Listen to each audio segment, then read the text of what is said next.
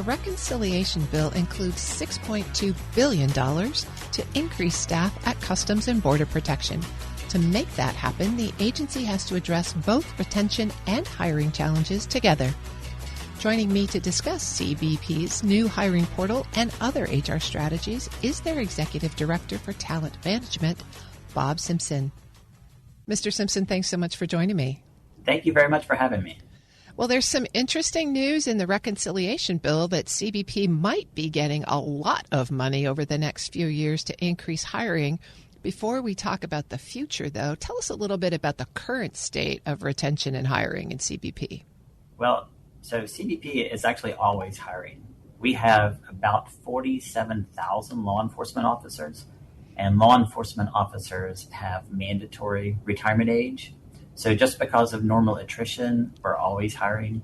And then, over the past couple of years, we've been plussed up. Last year, we added 1,975 total positions to CBP.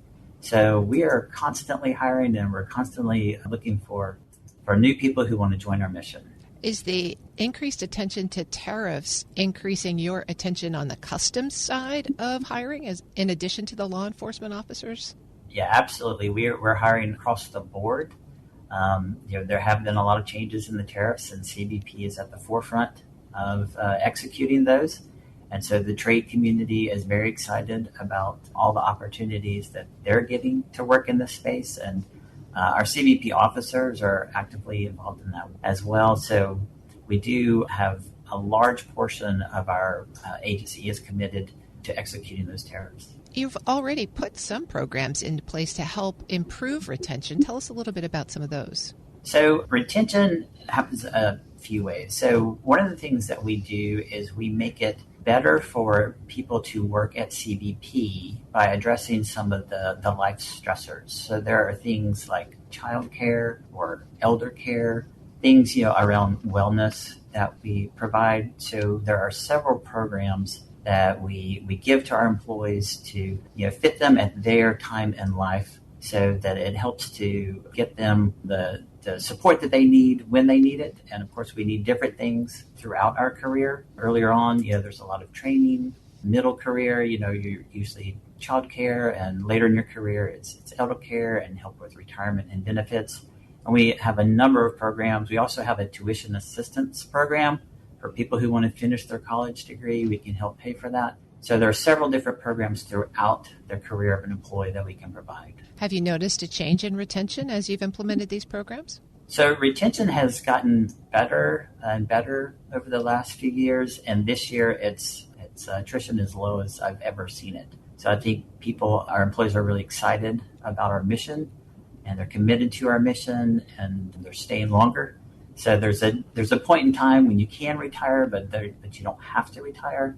And before they hit mandatory retirement, and our employees are staying longer. They're waiting closer to mandatory retirement because they're really excited about contributing to the mission. Well, that is really good news. So let's shift our attention then to the hiring questions. Secretary Noem says in her testimony, your applications are up 50% this year. What is CBP's hiring strategy? So our hiring strategy it has 4 pillars. The first pillar is recruiting. So in recruiting, we spend a lot of money on marketing and advertising to get our name out there, to get CBP in front of people who are looking for jobs. And we do get about 15,000 applicants per month. That's a lot. Wow. We do a lot of marketing and advertising to keep that number up. We have many sponsorships with organizations that are based around fitness and the active lifestyle, activities like archery competitions or fitness competitions. We frequently attend or host recruiting events, both in-person recruiting events and online recruiting events. Since COVID, we've dramatically increased our online webinars so that it's easier for people to attend. You don't actually have to go somewhere to find out about our jobs. You can join online and ask all of your questions there. And we do use incentives as well to encourage people to apply to our jobs. A lot of those are location-based. Certain locations are harder to fill than others, and so we offer incentives there. But for all new Border Patrol agents, they get a $20,000 recruitment incentive. And if they go to some of the more remote locations, they can actually get a $30,000 recruitment incentive. And as the Secretary said, second quarter of FY25, we had the highest number of applicants I've seen in at least the last 5 years. It was tremendous. I'm speaking with Bob Simpson. He's the Executive Director of the Talent Management Directorate at Customs and Border Protection. So you've got tens of thousands of applicants. What's your biggest hurdle in getting them from applicant to hiree? One of the things that we really focus on is how we're communicating with our applicants. So we hire mostly for federal law enforcement, and there are qualifications that you have to pass, and that ensures that you can do the job and that you can do the job safely. But there are several steps you have to go through. And we want to communicate with the applicants and make sure they have all the information that they need in order to get through the process, quickly and all the way to the end. And we also focus on how we're administering the hiring processes. Just in terms of communication with our applicants, one recent thing we've done is we've started an applicant portal.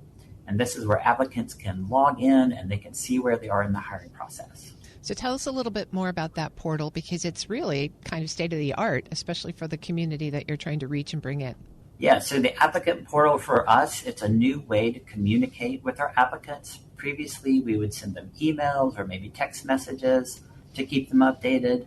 And then if they needed information, they would call us or email us. But of course, they would have to call us during business hours.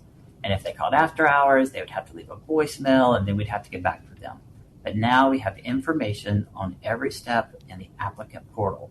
The applicant portal is available 24/7. It's updated in real time. It has all the key information that applicants are looking for.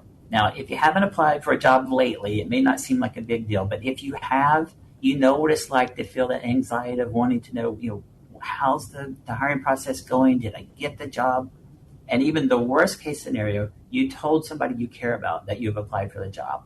So now they're bothering you. They want to know how it's going. Like, what if your spouse or your sibling or even a parent is constantly asking you? Well, now you have the applicant portal that you can log in, see where you are in the hiring process. It has every step in the hiring process, so it walks you along your path. It tells you what you've completed, what you still need to finish. It tells you due dates. It tells you how each step went. And there's even a section in the applicant portal where you can contact us.